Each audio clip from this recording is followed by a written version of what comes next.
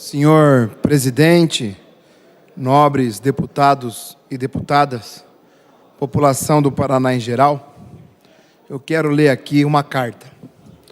Carta Compromisso com os Evangélicos. Meus amigos e as minhas amigas, nesta reta final de segundo turno, decidi escrever essa carta pública ao povo evangélico. A grande maioria dos brasileiros e brasileiras que viveram os 8 anos em que fui presidente da República, sabe que mantive o mais absoluto respeito pelas liberdades coletivas e individuais, particularmente pela liberdade religiosa. Como todos devem se lembrar, no período do meu governo, tivemos a honra de assinar leis e decretos que reforçaram a plena liberdade religiosa. Destaco a reforma do Código Civil, assegurando a liberdade religiosa no Brasil. O decreto que criou o dia dedicado à Marcha para Jesus e ainda o Dia Nacional dos Evangélicos. Mantenho o mesmo respeito e o mesmo compromisso que me motivou a apoiar essas conquistas do povo evangélico. E o nosso povo sabe também que cuidei, com especial carinho, dos mais pobres e injustiçados. E assim, sob as bênçãos de Deus, meu governo contribuiu para melhorar a vida de milhões de famílias brasileiras.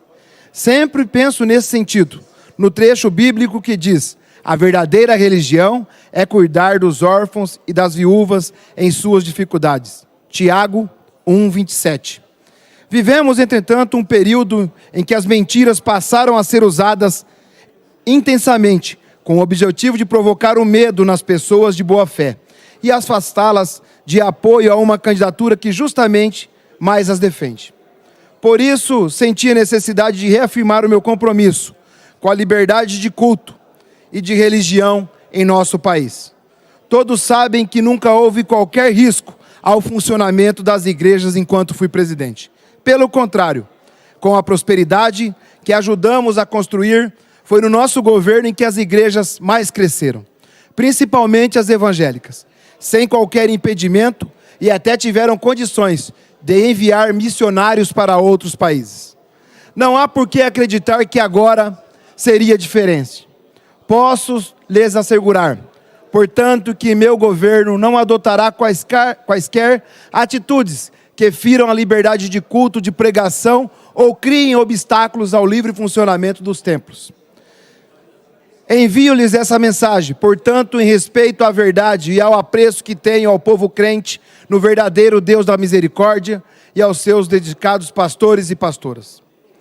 Se Deus e o povo brasileiro permitirem que eu seja eleito, além de manter esses direitos, vou estimular sempre mais a parceria com as igrejas, no cuidado com a vida das pessoas e das famílias brasileiras.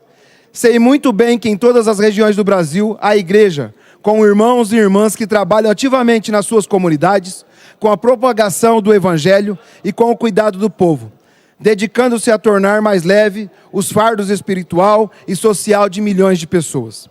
Declaro meu respeito e a minha admiração pela fé, dedicação e amor com que os evangélicos realizam sua missão, seja na área da difusão do evangelho, seja na área da assistência social, na proteção da infância, da juventude, das mulheres, dos idosos e das pessoas com deficiência. Da mesma forma, é bem-vinda a participação de evangélicos nas diversas formas de participação social no governo, como nos conselhos setoriais e nas conferências públicas. Em meio a esse triste escândalo do uso da fé para fins eleitorais, assumo com vocês esse compromisso. Meu governo jamais vai usar símbolos de sua fé para fins políticos partidários, respeitando as leis e as tradições que separam o Estado da Igreja, para que não haja interferência política na prática da fé. Esse é um ensinamento que a própria Bíblia nos dá: andar pelo caminho da paz com todos. Jesus nos mostra que a casa dividida não prospera. A religião é para ser respeitada e vivida de acordo com a livre escolha de cada pessoa. Portanto, a tentativa de uso político da fé para dividir os brasileiros não ajuda ninguém, nem ao Estado, nem às igrejas, porque afasta as pessoas da mensagem do Evangelho. Jesus Cristo nos ensinou liberdade e paz, respeito, união. Disso precisamos. E os cristãos evangélicos têm dado mostras, ao longo da história, de seu compromisso com a paz, seguindo o que Jesus ensinou. Dai a César o que é de César, dai a Deus o que é de Deus. Mateus 22, 21.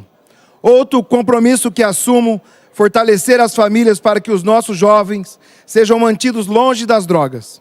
Não queremos nossa juventude na escola, na iniciação. Nós queremos nossa juventude na escola, na iniciação profissional, realizando atividades esportivas e culturais, para que tenham mais oportunidades e exerçam cidadania de forma produtiva, saudável e plena. O respeito à família sempre foi um valor fundamental, central em minha vida, que se reflete no profundo amor que dedico à minha esposa, aos meus filhos e netos. Por isso, compreendo o lugar central que a família ocupa na fé cristã. Também entendo que o lar e a orientação dos pais são fundamentais para a educação dos seus filhos, cabendo à escola apoiá-los, dialogando e respeitando os valores das famílias sem a interferência do Estado. A preocupação com as famílias brasileiras deve ser integral. O povo brasileiro está numa condição de desespero e precisamos muito da ajuda das igrejas para, o quanto antes, reverter essa situação. De nada adianta se dizer defensor da família e, ao mesmo tempo, destruí-las pela miséria, pelo desemprego, pelo corte de políticas públicas sociais e de moradia popular. Queremos dar às famílias prosperidade e segurança. O lar é a garantia de proteção. É inaceitável que milhões de brasileiros e brasileiras não tenham um teto.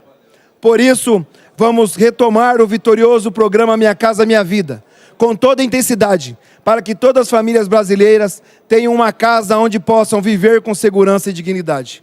Nosso governo implementará políticas públicas consistentes, para que nenhuma família brasileira enfrente o flagelo da fome. Sobretudo, não pouparei esforços para que possam adquirir os necessários e suficientes meios para viver dignamente por seu trabalho, sem ter que depender só da ajuda do Estado. Nosso projeto de governo tem compromisso com a vida plena, em todas as suas fases. Para mim, a vida é sagrada, obra das mãos do Criador, e meu compromisso sempre foi e será com sua proteção. Sou pessoalmente contra o aborto, e lembro a todos e todas que este não é um tema a ser decidido pelo Presidente da República, e sim pelo Congresso Nacional.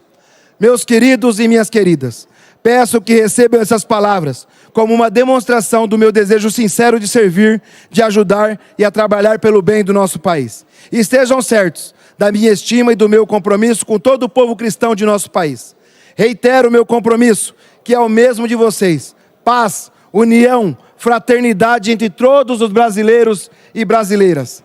Com as bênçãos de Deus, haveremos de honrar nossa dupla condição de cidadãos e cristãos, pois não há contradição entre ela quando o propósito é servir buscando a paz e o entendimento. E digo tudo isso com muito amor pelo nosso querido Brasil e pelo povo brasileiro.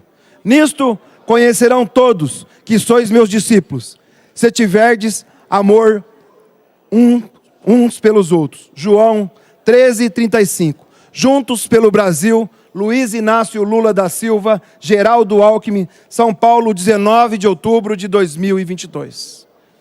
Esse é uma demonstração, uma reafirmação do compromisso da Federação Brasil da Esperança com a liberdade religiosa, com a fraternidade, com a solidariedade e com a vida do povo brasileiro. É mais uma vez um sentimento sendo transportado ao povo, para que a gente tenha um Brasil saudável, um Brasil da paz, um Brasil que restabeleça a institucionalidade, restabeleça as condições necessárias. Em 2002, a esperança venceu o medo. Em 2022, o amor vencerá o ódio. É essa a mensagem que trago aqui ao povo paranaense, feita pelo futuro presidente da República, Luiz Inácio Lula da Silva.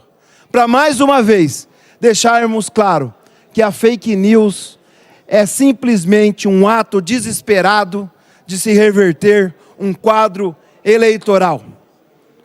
A fake news faz mal ao Brasil, ao seu povo, à nossa fé, racha as famílias e provoca o ódio. Show fake news.